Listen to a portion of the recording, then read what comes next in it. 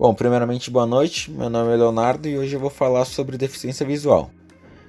CID e descrição. Deficiência visual está englobada na CID-10 e dentro dessa estão grupos entre o H53, que são distúrbios visuais, e o H54, que é cegueira e visão subnormal. Bom, o que é? Distúrbios visuais. Eles são caracterizados por sintomas que os próprios pacientes observam e assustados ou preocupados procuram um médico. Só que não existe tratamento para isso. O distúrbio visual se manifesta por um escurecimento da visão, também pode ser por distorções na visão, com imagem diminuída ou imagem aumentada também. A cegueira. Bom, a cegueira em si ela é considerada cegueira total ou simplesmente amaurose, são quando você perde totalmente a visão, onde a visão é nula, isto é, que não tem nenhuma percepção luminosa.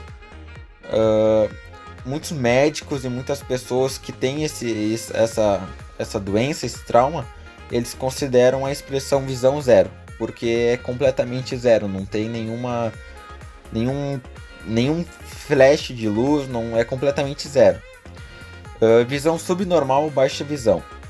É o comprometimento do funcionamento visual em ambos os olhos, que apresenta 30% ou menos no melhor olho. Ou seja, essa doença ela tem tratamento, ela pode ser corrigida com cirurgia ou, em casos menos graves, com apenas o uso do óculos comum. O que os autores dizem sobre a deficiência? Bom, nessa parte eu resolvi separar um trecho sobre o autor Luiz Alberto, que ele explica em poucas palavras, mas eu acho que a definição dele relata o que é nossa total realidade nos dias atuais, onde pessoas com, independente da deficiência, seja auditiva, visual ou motora, ela sempre é discriminada ou olhada como uma pessoa que merece que a gente sinta pena dela. Mas na verdade ela deve ser tratada como um ser humano comum. Eu vou ler o que o Luiz Alberto falou poucas, reduzir na verdade o texto que ele publicou. O que define a pessoa portadora de deficiência não é falta de um membro, nem a visão ou audição reduzidas. O que caracteriza a pessoa portadora de deficiência é a dificuldade de se relacionar, de se integrar na sociedade. O grau de dificuldade para a integração social é o que definirá quem é ou não portador de deficiência. Bom, eu acho que nessas poucas palavras que ele escreveu dá pra perceber que ele foi direto e claro, onde ele diz que a maior dificuldade das pessoas é de se relacionar e de se integrar na sociedade, pois muitas pessoas excluem essas pessoas com deficiência por achar que elas não são aptas a estar vivendo em uma sociedade, onde nos dias atuais, como eu vou falar nos próximos slides, pessoas com deficiências auditivas, pessoas com deficiências visuais estão conseguindo ocupar o mesmo papel de muitas outras pessoas que não possuem alguma deficiência. Muitas pessoas com deficiência visual na verdade, indicaram que dos tempos para cá está ocorrendo muitas mudanças positivas para elas, como o avanço das tecnologias, a informática entrando no mercado de trabalho, que é uma área que possibilita uma pessoa com deficiência visual ser independente, consiga ter o seu próprio salário. Só que elas estão lutando e tem uma causa bem nobre para a educação começar com as crianças que possuem alguma deficiência visual. Lá do início, nas primeiras séries da escola, da escolinha, para que elas comecem a ter um pouco mais de incentivo, um pouco mais de apoio dos professores, da escola, do próprio governo, para que elas consigam no futuro serem independentes, poderem ter o seu próprio trabalho, o seu próprio salário, que eu acho que a independência para elas é uma coisa muito importante. Elas querem poder fazer as coisas por elas mesmas. Bom, a vida no dia a dia na escola, ou seja, de um aluno. Bom, eu acredito que essa parte passa muito pelos professores, pois eles precisam conhecer o desenvolvimento do aluno, pois ele está ali, ele deve ser considerado um aluno normal, só que ele deve ter algumas observações, como o contexto familiar e social, pois muitos relatos que eu pesquisei para fazer esse trabalho, onde muitas crianças que têm problemas de cegueira, que têm deficiências visuais, são praticamente jogadas de lado pela família ou são abandonadas, pois a família ainda vive naquela de não aceitar a deficiência do próprio filho. E o papel do professor nesse termo é muito importante, pois para elaborar um plano educacional adequado às características do aluno, ele deve conhecer o seu âmbito familiar, as necessidades, o que ele gostaria, pois deve ser uma criança que nos primeiros anos da escola e no ensino médio, um pré-adolescente, que deve ter algumas limitações, que deve ter algum cuidado um pouquinho especial, só que ela deve ser tratada como todo mundo, pois ela é um ser humano, ela é uma pessoa.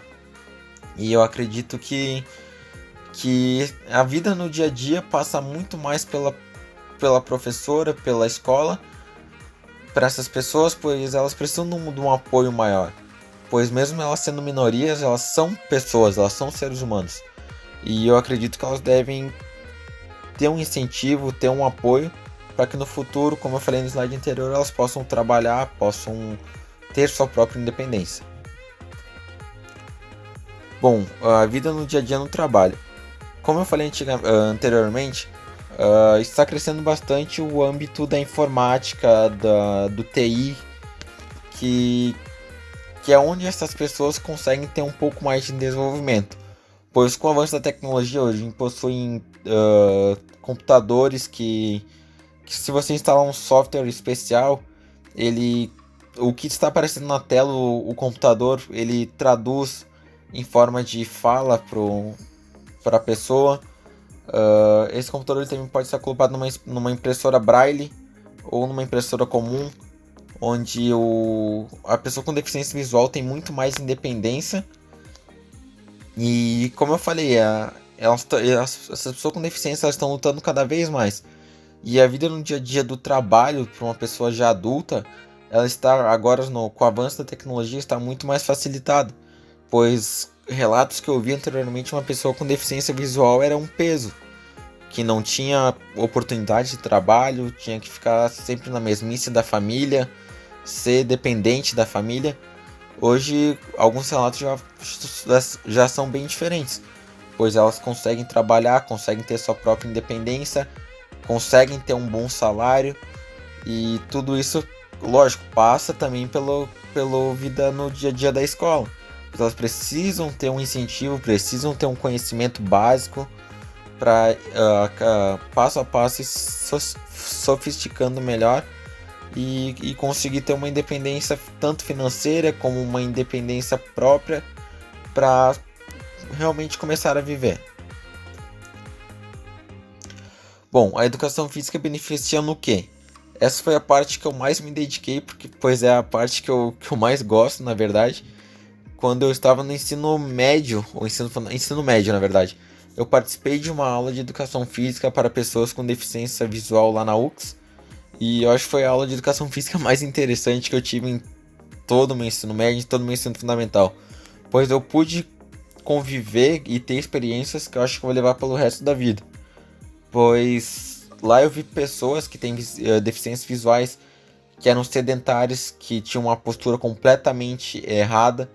E depois de 1 ou 2 semanas que eu fui acompanhando o trabalho do meu professor, eu vi que em apenas 2 semanas a vida sedentária das pessoas com deficiência visual mudou completamente.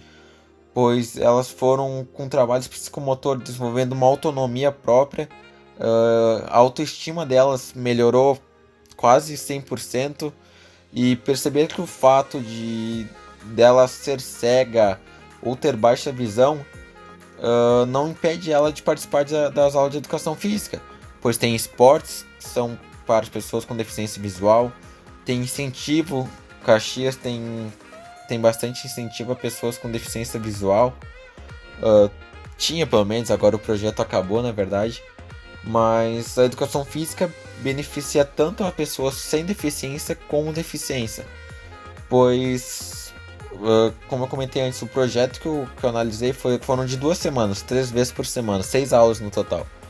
A primeira aula eu via pessoas com deficiência visual com a coluna completamente torta, que provavelmente ficavam só deitadas ou ficavam só sentadas, que não tinham um cuidado familiar, não tinham um cuidado específico. E a educação física, e nessas 2 semanas, nessas 6 aulas que eu participei com eles, eu vi uma evolução completamente perceptível, pois pessoas que antes não falavam com ninguém, que eram quietas, sozinhas, já estavam dando risada na quarta, quinta aula, estavam brincando com o professor. E isso aumenta a autoestima, aumenta a independência delas, fazem elas saberem, não pensarem, porque elas saberem que elas são pessoas, que elas são fortes, que elas podem viver, não só existir. Que elas podem aproveitar, podem dar risada, elas podem aproveitar a vida. Bom, eu gostaria de indicar para quem tiver alguma disponibilidade de horários, assistir o filme Jogo Cego. Ele é um filme documentário, na verdade, de 55 minutos, 53, 55 minutos. Ele conta a história de atletas paralímpicos com deficiência visual. Eles abrangem diversos temas da nossa atual sociedade. E o principal foco deles é que a deficiência deles é apenas um detalhe na vida. É apenas uma porta que eles abriram e para continuar vivendo. Mostra a superação que alguns atletas de alto rendimento tiveram que ter para chegar num nível mundial. Mostra o sofrimento que eles tiveram desde a infância e tudo. Eu achei um documentário bem legal e bem interessante para quem se interessa nessa área. Bom, então essa foi minha apresentação. Obrigado pela atenção, espero vocês terem gostado. Não foi da forma presencial que eu gostaria de fazer, pois, como eu comentei com a professora Bruna, a internet está bem ruim aqui, desde semana passada já. Mas obrigado pela atenção de todos e tenham uma boa noite.